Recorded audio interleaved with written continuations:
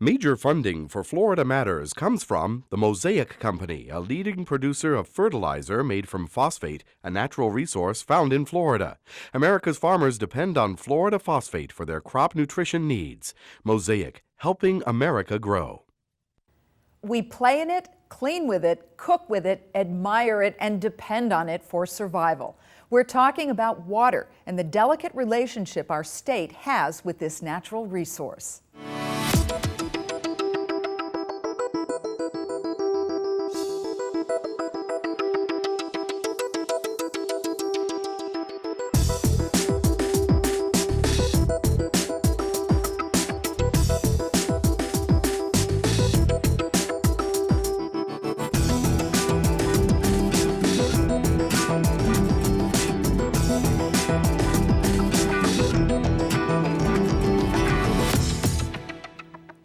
Welcome to Florida Matters. I'm Irene Maher. We're surrounded by water in Florida. Even our bodies are about 70% water. While it's essential to our lives, many of us take it for granted, but not in times of drought.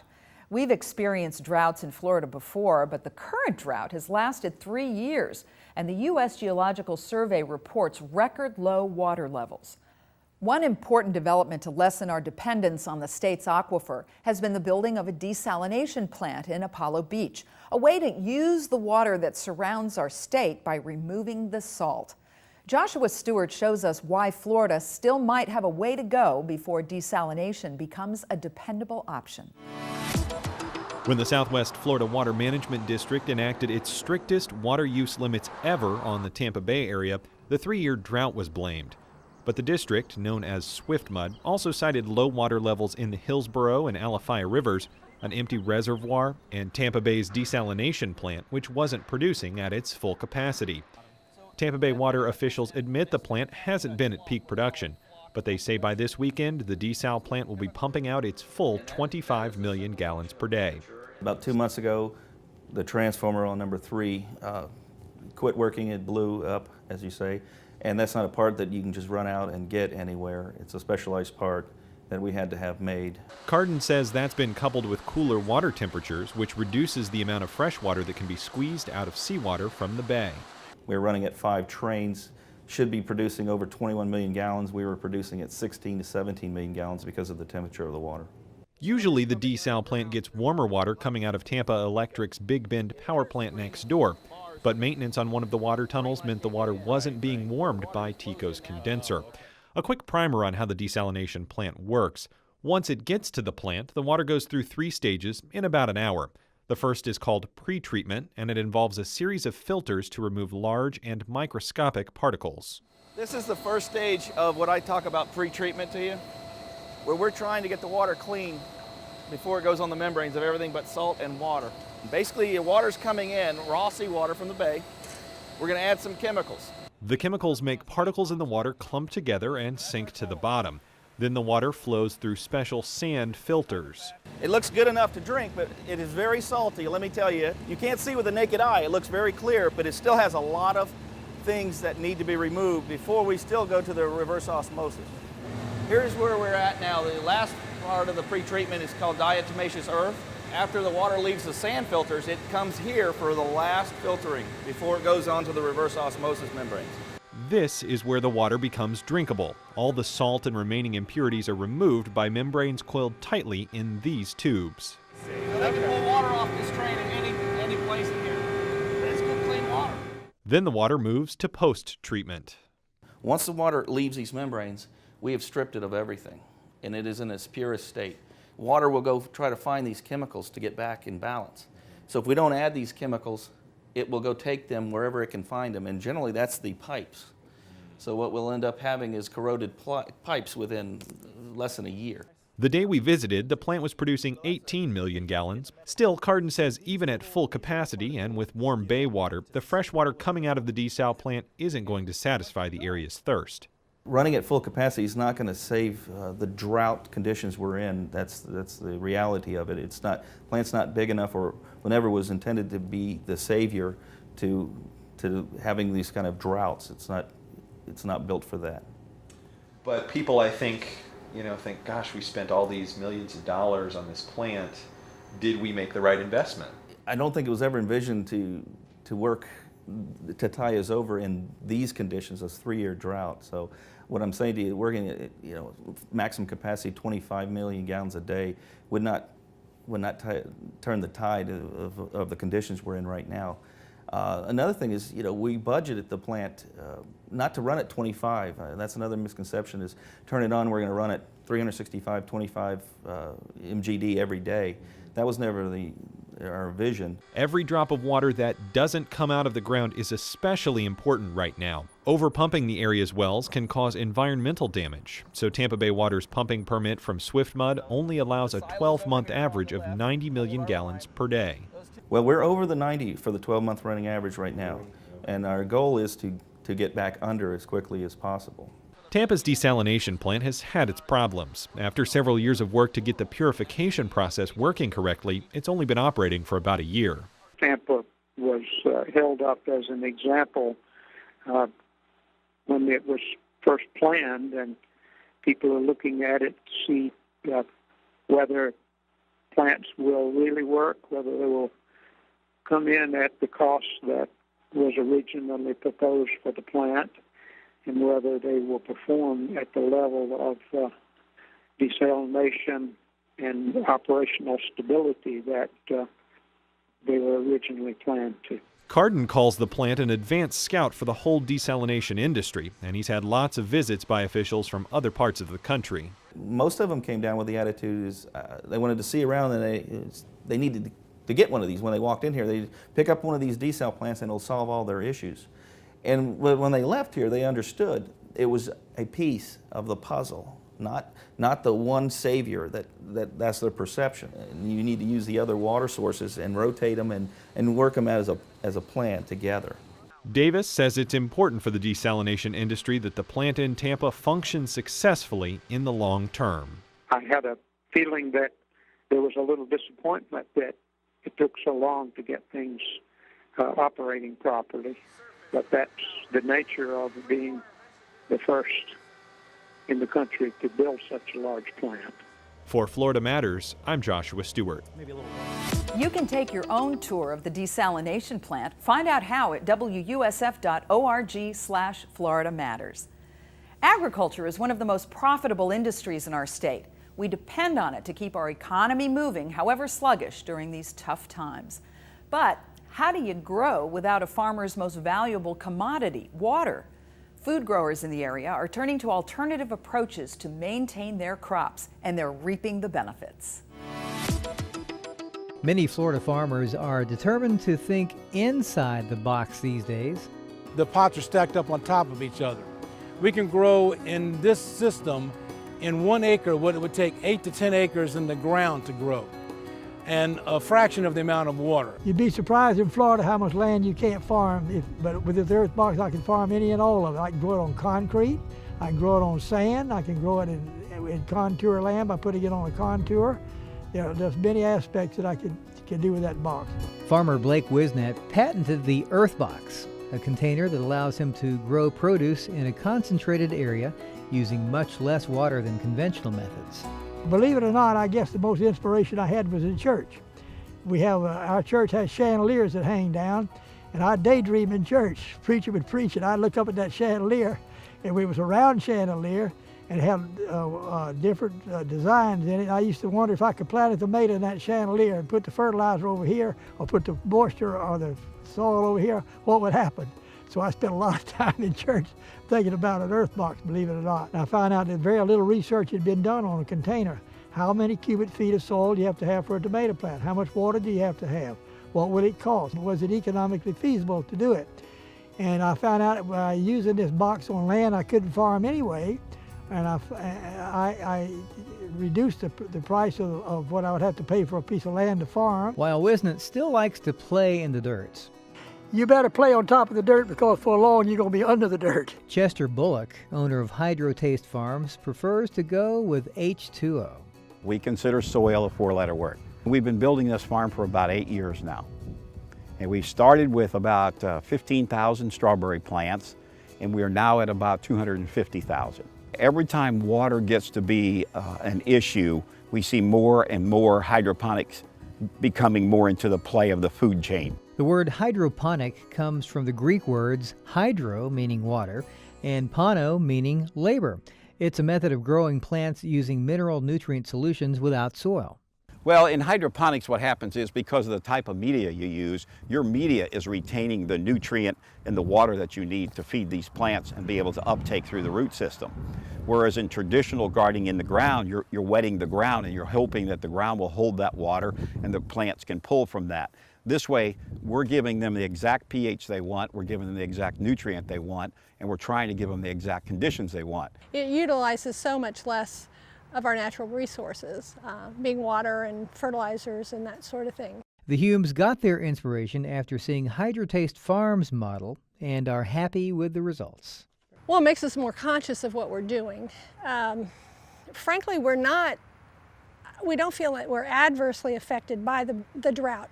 I think we thought well enough in advance. This is the type of system that I think more farmers need to consider and look forward to in order to continue to conserve the water that is becoming less and less abundant for us.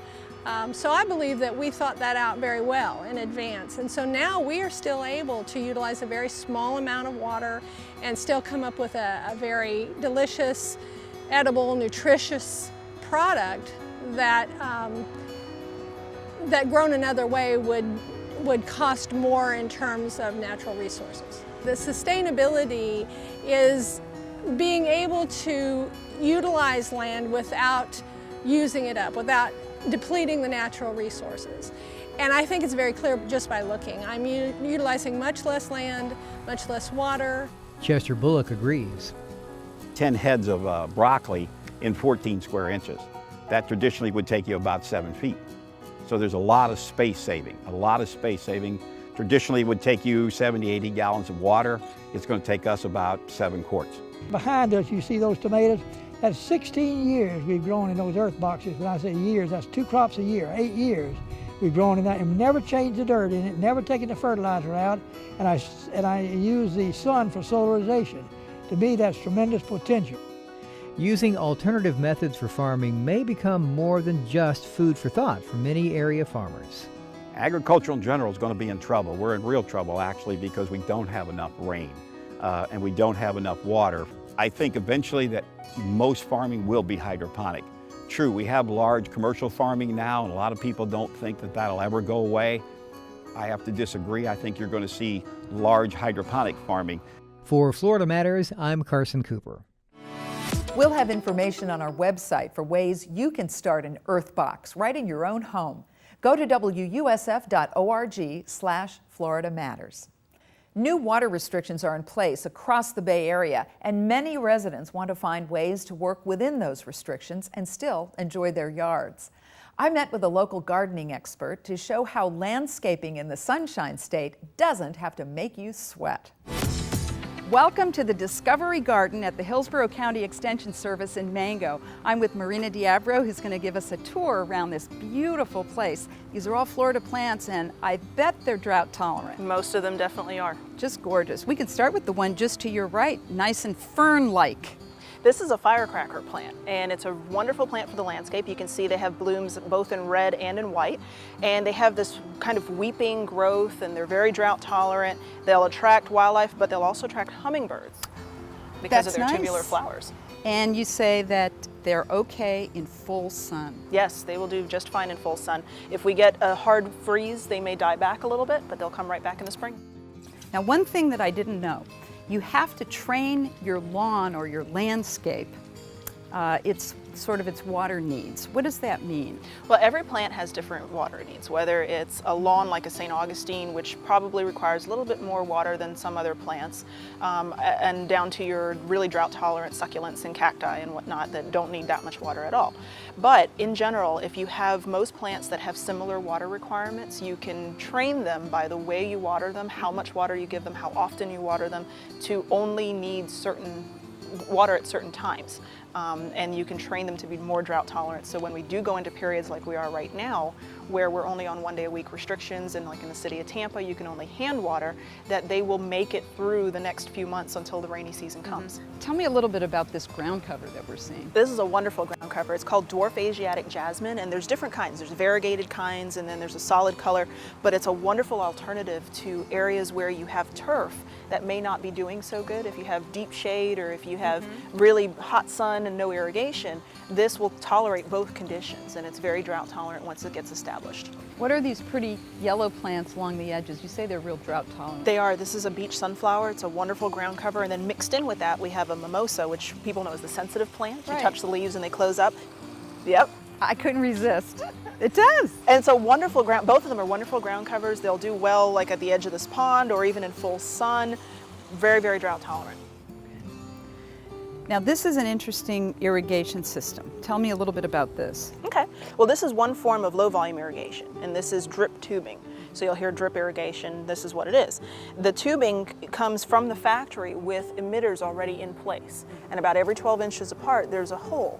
And each emitter is pressure regulated. So whereas the old soaker hoses, you'd only get so much water coming out, maybe 10, 15 feet. This one, no matter how far out, up to 350 feet, you have the tubing, you'll get the same amount of water coming out of every emitter to every plant. And it just slowly drips out of the hole and puts the water right there at the roots where they need it. Does that go on for hours and hours? How does that work? It can, but you can either manually control it like you would a system, or you can buy a little battery operated timer for $30, $40 and set it so that it'll come on and then shut off after a few minutes. What's the importance of mulch in all of this? Mulch is really, really critical to any Florida landscape because you have to think of it like insulation in the walls of your home. If you don't have insulation, it gets really hot when it's hot and gets really cold when it's cold. And so mulch helps to insulate the soil and keep the roots cool when it's hot and keep them warm when it's cold. Likewise, it holds in moisture, and so if you keep 3 to 4 inches of mulch, organic mulch, around your plants at all times, you'll hold in moisture when you water, so you don't have to water as often. And if you have sloped areas where you might get runoff, you don't get as much erosion if you have the mulch as well. And so it's just really, really good in general to keep organic mulch around your plants. This is such a beautiful place. I'm so glad to know that it's open to the public. People can come here and learn from it. Yes, absolutely. We're an educational service that's a joint partnership between the University of Florida and Hillsborough County government. And so we offer free workshops and educational resources to the public, both in person. They can come and speak to Master Gardener volunteers or staff members, or they can go on the web and get information there. And then they can come and visit the garden anytime. This is great. Thank you so much. Thank you. It was a wonderful discovery. You can learn more about this beautiful discovery garden and some more tips from Marina. Just go to our website at wusf.org/Florida Matters. And if you have a true Florida-friendly garden, send us a picture and we'll post it for others to see. Just go to wusf.org/Florida Matters. Our next guest is Cynthia Barnett, a senior writer for Florida Trend magazine, Florida's statewide business magazine, and the author of Mirage, Florida and the Vanishing Water of the Eastern U.S. Thank you for joining us today, Cynthia. Please begin by telling us a little bit more about your book. As I understand it, it is about the water crisis in the state of Florida. What's the argument that you present? It's not that Florida doesn't have enough water. It's that we haven't used it wisely and we still don't. In the 19th century, Floridians drained wetlands at every turn. That was the conventional wisdom. We thought it was okay to do that.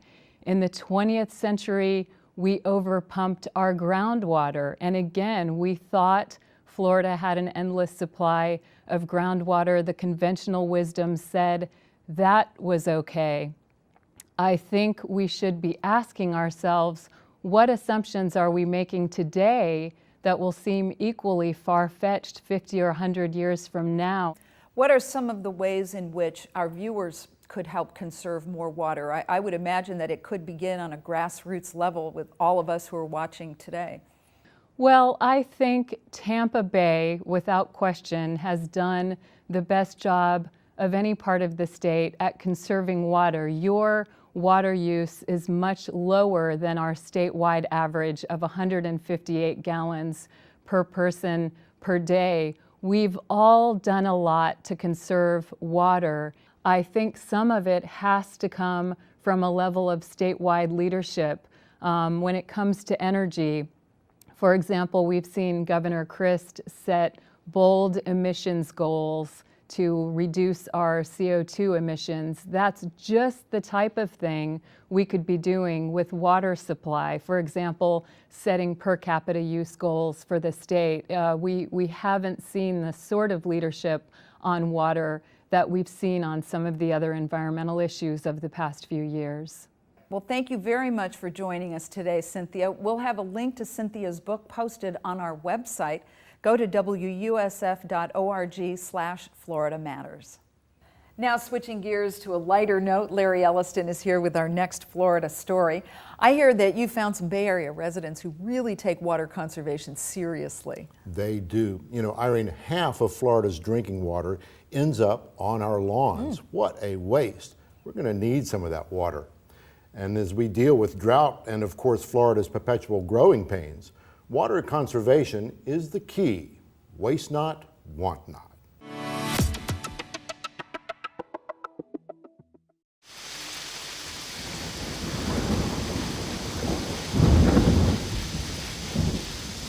Water is the source of life. So in the wisdom of the American poet Henry Wadsworth Longfellow, the best thing one can do when it's raining is to let it rain. If you happen to live in the water-starved Sunshine State, maybe the next best thing you can do is hang on to some of that rain. For Clara Ann Yerian, opening a valve to fill a plastic bucket with the free rainwater she has collected is music to her ears. In thirsty Florida yards and gardens, rain barrels are showing up everywhere. It's hard to believe how much rain comes off your roof into your gutters and into a barrel. The music filling this Dunedin home is about to get even sweeter. The barrel originally was sky blue, actually almost the color of the painter's tape. And like the other 10 rain barrels in her yard, artist Clara Ann Yerian is transforming barrel number 11 into a work of art. Why does she do it? They just kind of fit into the outside garden area and just look fun.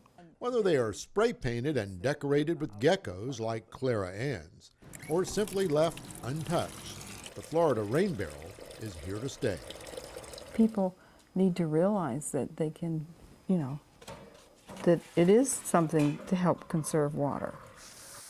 With the drought and the increasing demands of Florida's growth, you haven't heard the last about saving water. George and Arlene Wick of Clearwater heard the conservation message years ago. Their monthly water bill, $13.65. This is a pencil cactus plant. From short showers to fewer toilet flushes, being miserly with the water that flows from the city tap has become a way of life. Water that falls naturally from the sky is another matter. On any given day here in the Wick's colorful garden, you'll find rows of gallon jugs lined up here and there, gallon jugs everywhere, all of them filled with rainwater.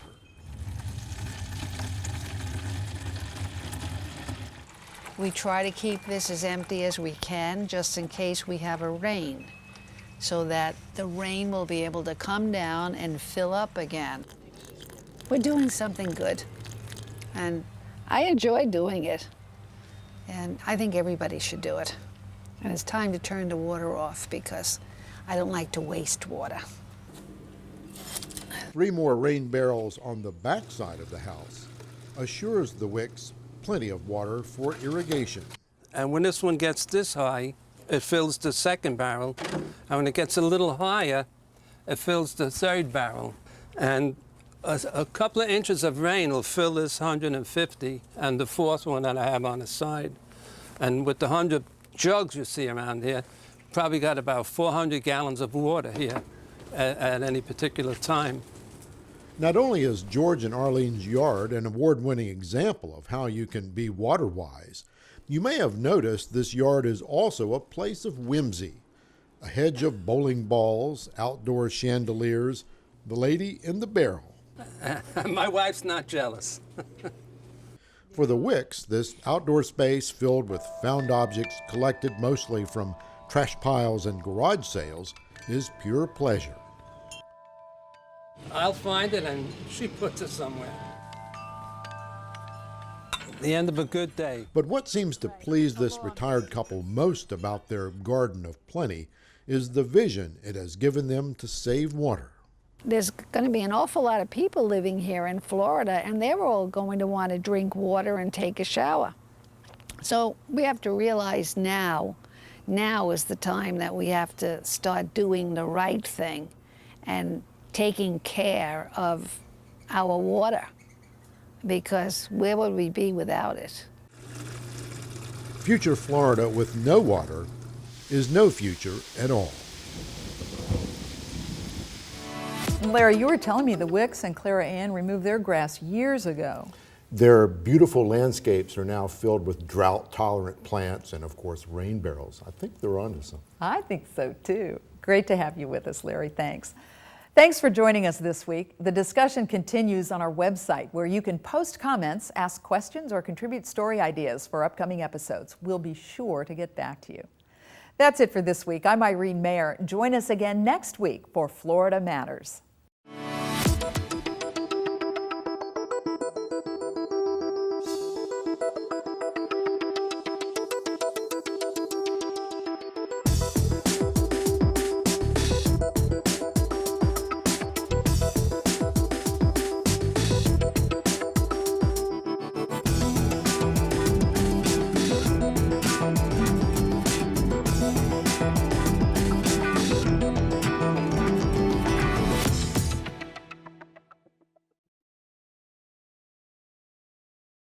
Major funding for Florida Matters comes from the Mosaic Company, a leading producer of fertilizer made from phosphate, a natural resource found in Florida. America's farmers depend on Florida phosphate for their crop nutrition needs. Mosaic, helping America grow.